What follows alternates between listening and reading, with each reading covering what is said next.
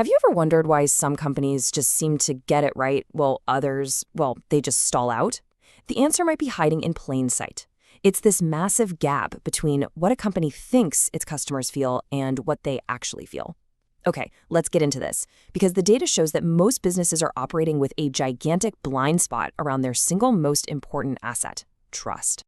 So, we're going to start with the symptom, and honestly, it's pretty shocking. It's just one number, but it reveals how disconnected so many companies are from the very people they're supposed to be serving. 60%. You're not going to find this number on a quarterly report, but it might be the most important number for your business today. This is what we're calling the perception gap. It's the huge canyon between what executives believe their customers think about them and what those customers really think. And here's what that 60-point gap looks like. Research from Edelman found that a whopping 90% of executives believe customers have high trust in their companies. 90%. But when you go and ask the customers themselves, only 30% agree. This isn't just a small miscalculation, you know. It's a fundamental misunderstanding of the entire relationship, and it leads to some really bad strategies. So how does a gap that massive even happen? Well, it's not from some big explosive scandal. It's much quieter. It's more like an invisible leak, slowly, silently draining a company's most valuable resource, and nobody in the boardroom even knows it's happening. You know, the whole problem starts with a totally broken mental model. For decades, we've treated trust like it's a light switch. It's either on or off. You avoid a big public disaster, you're good, right? But the new model, the one that actually explains this gap, sees trust more like a bank account. Every single interaction, every little decision is either a deposit or withdrawal. And it's either compounding for you or it's slowly being depleted. And this right here is the core of it. Trust isn't usually lost in one big dramatic moment. It's bled away, drop by drop, through hundreds of these little seemingly harmless micro decisions. You know what I'm talking about? That super confusing privacy policy, the checkout page that has a box already checked for you, or that cancellation process that's basically an escape room. Each one is a small withdrawal from that trust account. Okay, so if the old model is broken, what do we replace it with? How do we actually stop the leak and start making deposits again? Well, the solution is to start thinking of trust as a system with 3 core, totally measurable mechanisms. First up, transparency. And listen, this is so important. Transparency is not about just dumping a 50-page legal document on your customers and calling it a day. It's all about the ease of verification. How quickly, how easily can a regular person find out the truth? That is the real test. Let's look at some real-world examples here. On the left, a company like Patagonia literally shows you its verifiable supply chain. That's a huge deposit in the trust account. On the right, you've got a company that hides all the fees until the very last checkout screen. That's a withdrawal. The difference is what we call time to truth. If your customer can verify your claim in, say, 30 seconds, you're building trust. All right, let's get to the second mechanism, integrity. This isn't about that fancy Our Values page on your website. No. This is about the measurable, visible consistency between what you promise and what you actually do. Believe me, your customers are always keeping score. So think about it. Taking public accountability when things go wrong, that builds trust. Going completely silent? That just strains it. Hitting your delivery promises every single time builds trust. Constantly overpromising and under-delivering? Well, that's just a fast track to an empty account. The gap between your words and your actions is a real number, and you should be tracking it. And the final mechanism is respect. And again, this isn't just about saying please and thank you. It's about designing every experience to acknowledge your customer's intelligence and their right to choose.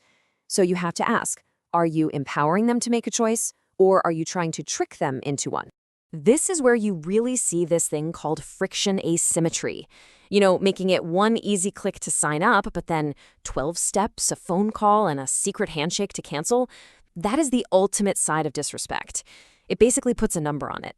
Same thing with hiding the reject all cookies button or using that manipulative language like, no thanks, I hate saving money. You're not respecting your customer. You're playing them. So how do you actually put this into practice? How do you start making more deposits than withdrawals? Here's a super simple but really powerful audit. It's just 5 questions to ask your team before you launch anything new. First question, can a 7th grader get it? I mean, seriously, if your terms of service or your privacy policy requires a law degree to understand, you are actively hiding something. Simplicity is a deposit. Complexity for its own sake is a huge withdrawal.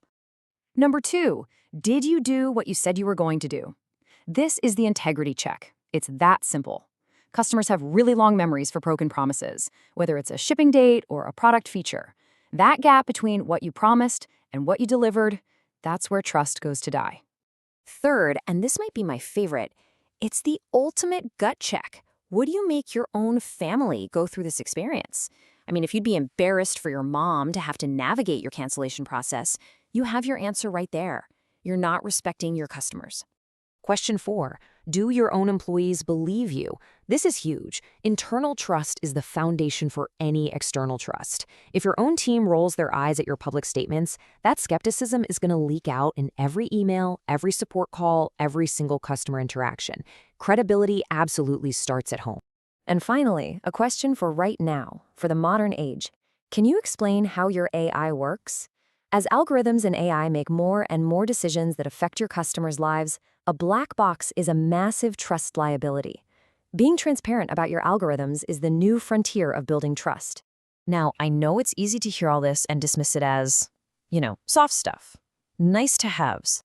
But the data shows trust has hard, real, quantifiable economic consequences.